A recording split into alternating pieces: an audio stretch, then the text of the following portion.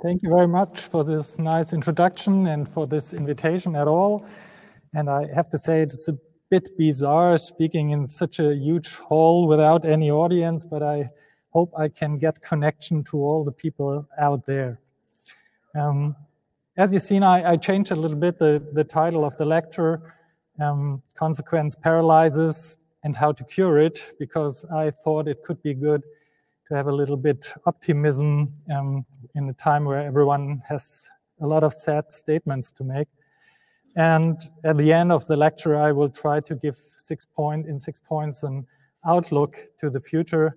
And I dare to make a few proposals what could be changed. But first, I have to start in the past, and the article with the title Consequence Paralysis, which promoted Roland Nachtigaller to ask me for this lecture, you can see it here, was part of a themed issue of, on dilemmas in the cultural sector. In its magazine, the German Federal Culture Foundation wanted to shed light on the difficulties that arise in international cultural exchange if one takes the current major crisis seriously, especially the climate crisis. The invitation to discuss the ecological footprint of the cultural sector was again based on various articles that I had written in the German daily Süddeutsche Zeitung about the relationship between cultural, climate, and economic growth. And one of these stories about the Istanbul Biennial 2019 began with an observation that I perceive as exemplary for the often grotesque consequence paralysis of great cultural actors. The biennial, curated by Nicolas Bourriot, was entitled The Seventh Continent. This meant the gigantic plastic vortex in the Pacific 10 times the size of Germany.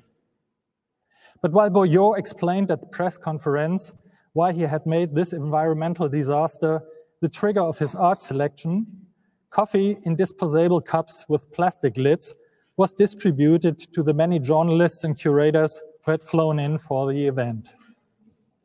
And because it was windy on the terrace of the Art Academy on the Bosporus, where the press conference was taking place, soon some of these cups, carelessly left outside, were swimming in the sea. I really do not want to blame Nicolas Bourriot, nor the organization of the biennial, whose public work is trying to make the issue of the global ecological crisis heard. But for me, this picture of the dancing plastic cups on the waves is a good example on the dirty back rooms of the entire cultural scene when it comes to the topic of ecological reason. We don't practice what we preach.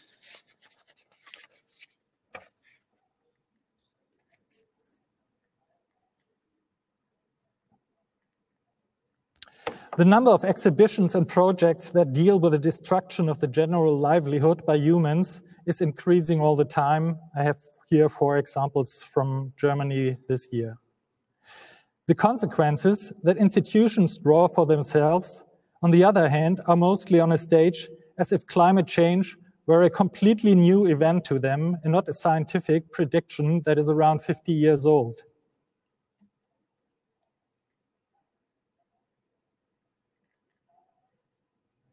It's a bit hard working here. Since the Club of Rome's revolutionary report, The Limits to Growth, from 1972, there has been little change in our fundamental knowledge about the consequences of our way of life. The world is not too small for humanity, it is just too small for their habits. But this insight was at least as consistently ignored and repressed in large complexes of cultural mediation as in all other areas that benefited from the consumption of the world. And even in cultural institutions that had introduced measures to reduce the ecological footprint, this happens quite unsystematically. At least, that is the result of a large survey that I carried out this summer for the art magazine Art among 70 museums in Germany, Austria, and Switzerland, and as well as 10 international biennials from Sydney to Sao Paulo, and which appeared as a focus in the September issue of Art. The questionnaire consisted of 10 simple questions. How much energy is required for operation? How many flights are there for employees and works of art per year? And how much plastic and meat is consumed? We asked whether there had been any construction work and whether this had improved the climate balance, and how high the company's carbon emissions are in tons. In addition, questions were asked about optimizing measures taken in the past and plans for the future to become a greener institution. The implementation of this survey turned out to be extremely tough. After asking several times, almost all museums and half of the biennals took part, but only 2/3 of the participants were able to provide specific data. The rest sent short to detailed affirmations of goodwill. And the number of questionnaires on which information was provided on all 10 aspects after repeated deadline extensions was 0. Not a single one of the institutions surveyed is really fully aware of the impact their work has on the environment. And in many climate-relevant areas, almost all actors lack the simplest information.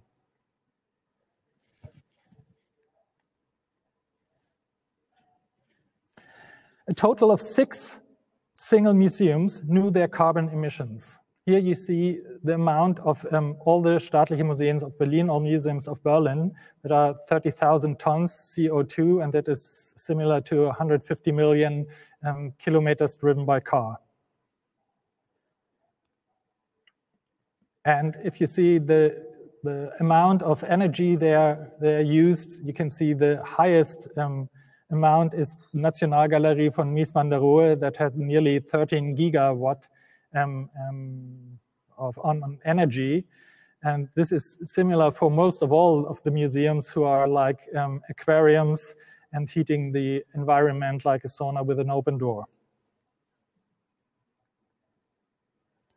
Only 15 museums were able to indicate how many flights their employees made in the past year and how many works of art are on the move by air freight with courier in their lone traffic. The average is 200. The maximum of return flights, I have to say, are 165, minimum 10. Over 50 institutes did not provide any information about that topic. The number are even smaller when it comes to the consumption of environmentally harmful products such as plastic and meat. Although museums are not directly associated with yogurt tubs and schnitzel, exhibitions and museum catering use enormous amounts of these problematic substances.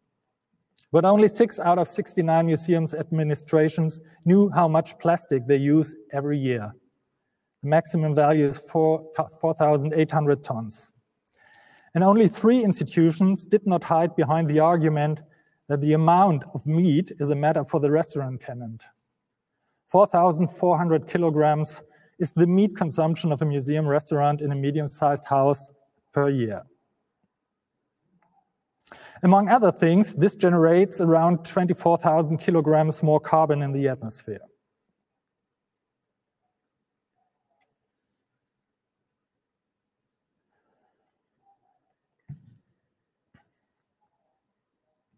Come on, honey. Okay.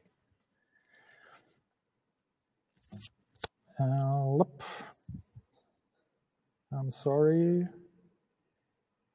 Okay. At biennals like Venice, where primarily meat-containing food packaged in plastic goes over the counter for the 600,000 visitors in 6 months, this amount of meat is more likely to be the weekly value. The question that arises quite clearly after the survey is, how do you want to turn things around if you don't know the simplest basic data? On which informations you can make sensible decisions for a better performance if you can't name your problematic output precisely? Obviously, even the most problem-conscious institutions in the art world act mostly on gut instincts. The serious answer to this problem would actually be quite simple: to commission independent experts to first analyze the status quo of the entire institution according to its impact on the environment, and then to look for potential for improvement on the basis of this data, in all matters from packaging waste to exhibition planning. Incidentally, the major art festivals were either unable to provide any data or only provided isolated estimates. Only the Biennial in Sao Paulo tried extremely hard to provide relevant information on the occasion of our request. And its president, José Olimpio de Vega Pereira, was the only festival director to name the biggest climate pest in this part of the art world. It is the visitor.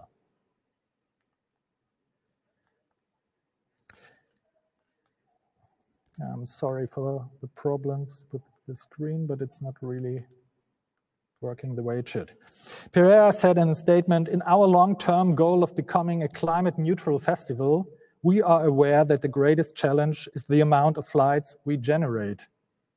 If 1 million people visit the second oldest biennial in the world in Brazil, then the audience survey about origin in Sao Paulo shows that 200,000 to 300,000 flights are booked for it. From my previous research on the subject, I know that it is precisely these numbers that are shamefully concealed everywhere." When Frances Morris, the director of the Tate Modern, once said that her museum generates 26,000 tons of carbon emissions, but the visitors generate 206,000 tons when they travel there, then it is one of the very few clear statements on this subject that can be found. As long as the company's curatorial goal is to count as many spectators as possible, the environmental damage caused by the biennials cannot be seriously reduced by any other measure.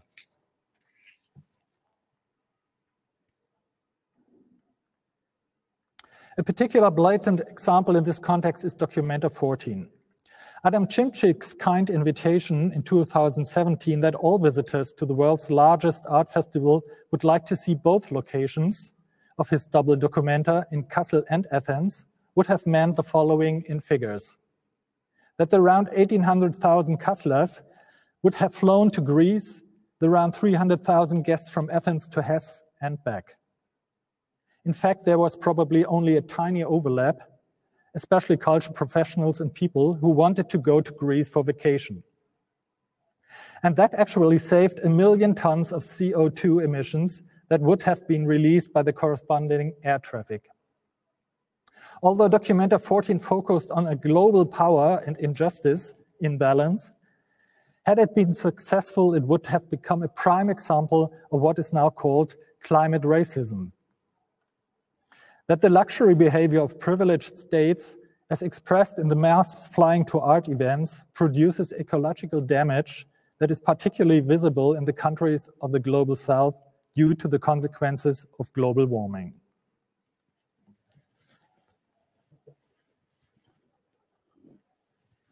And another point of expansive cultural policy is consistently kept secret when it comes to improving what is on offer.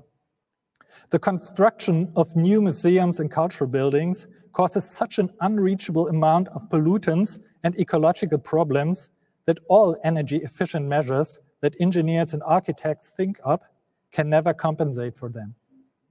For the approximately 250,000 tons of concrete that was used, for example, in the Humboldt Forum in Berlin, 250,000 tons of carbon also escape into the atmosphere.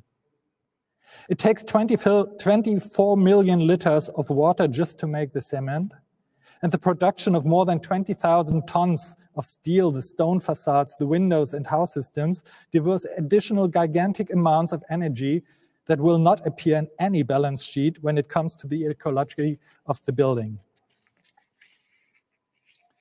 If this gray energy were to be included in a holistic view, would the horrendous consumption of resources in prestigious new buildings projects finally raise the question of whether there is another way?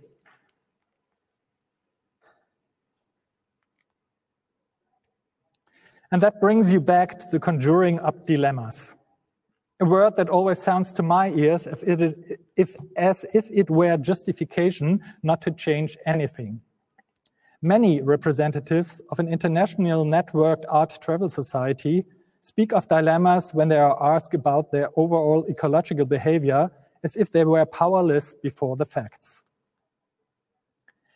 How should we hold a biennial without flights? How to organize a blockbuster without huge loans? Where should we cope with the public interest if not in a new building? Each of these questions sounds like a refusal to ask fundamental questions in the face of a fundamental crisis. And I don't talk about the COVID crisis, I'm talking about the climate crisis and things that will come.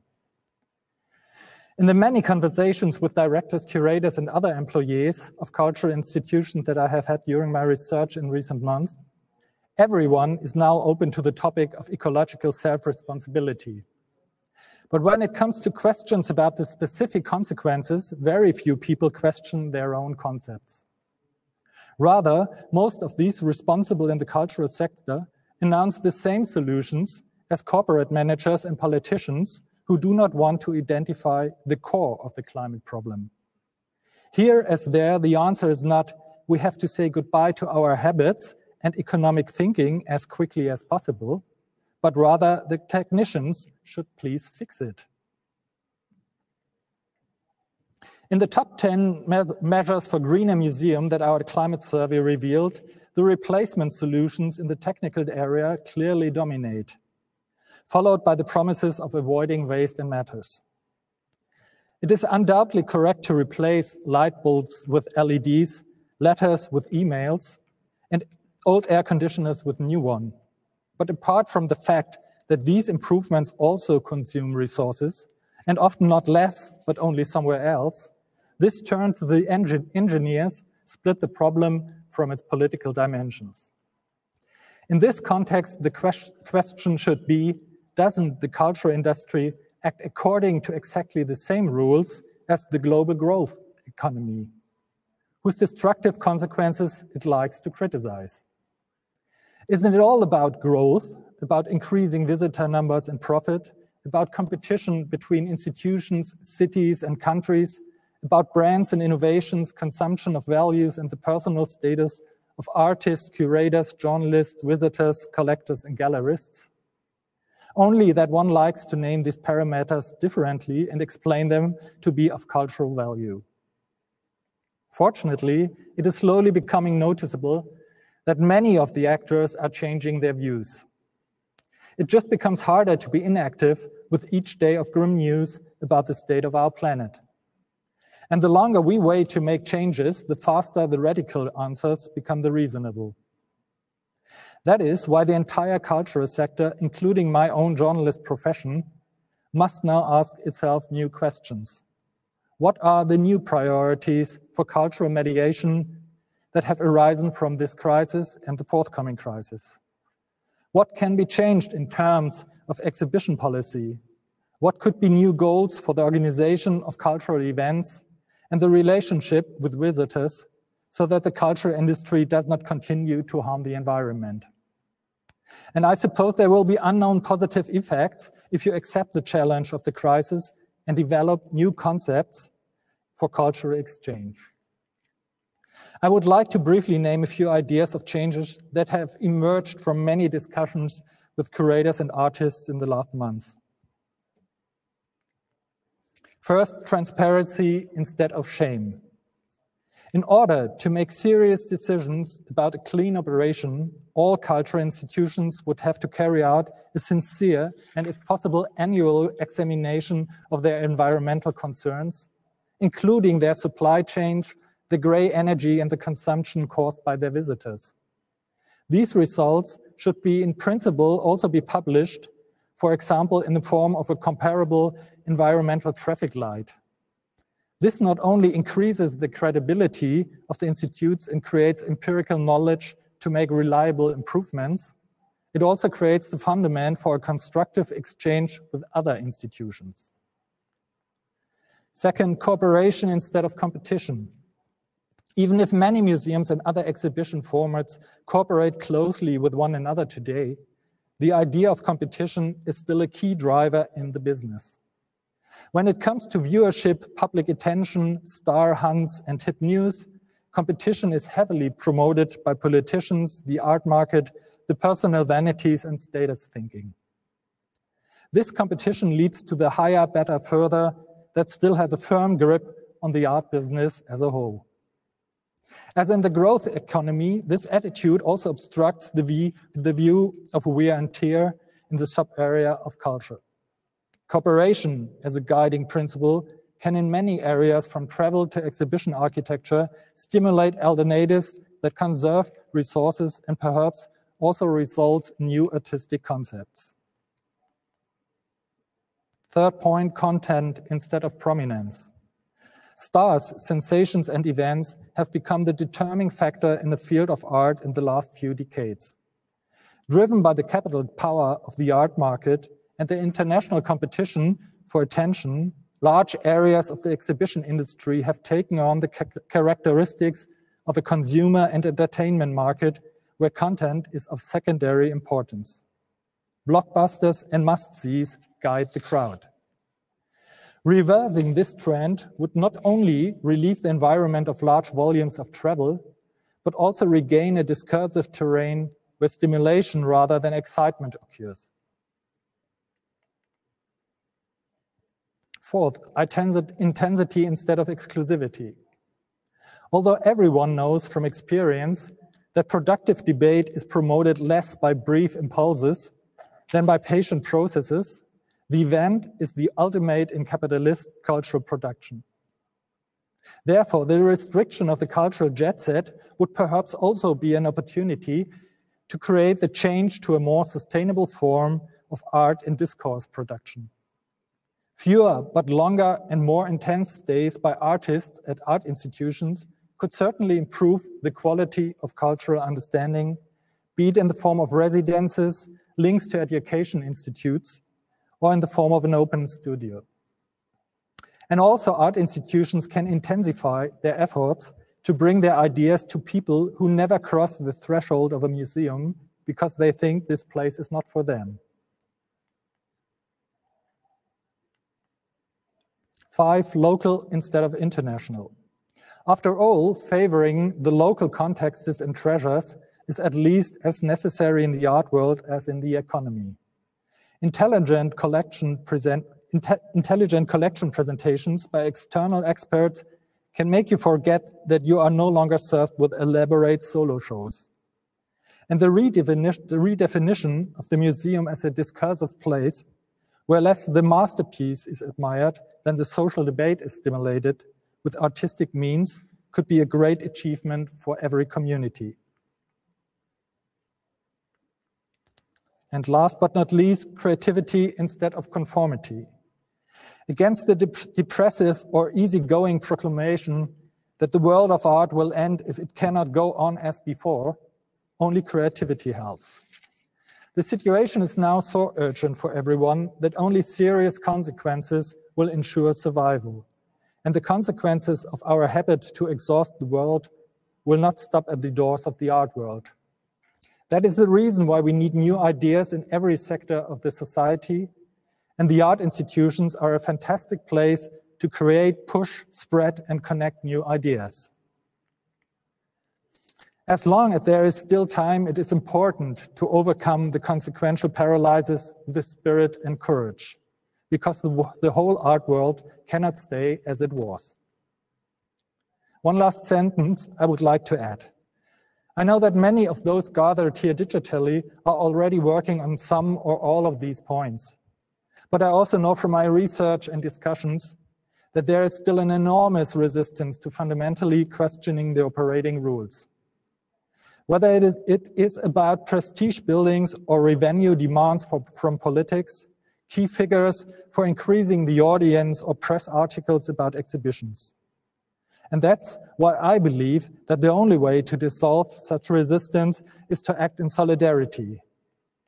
As long as everyone tries to turn small cogs for the better in his or her own institution, he or she must despair.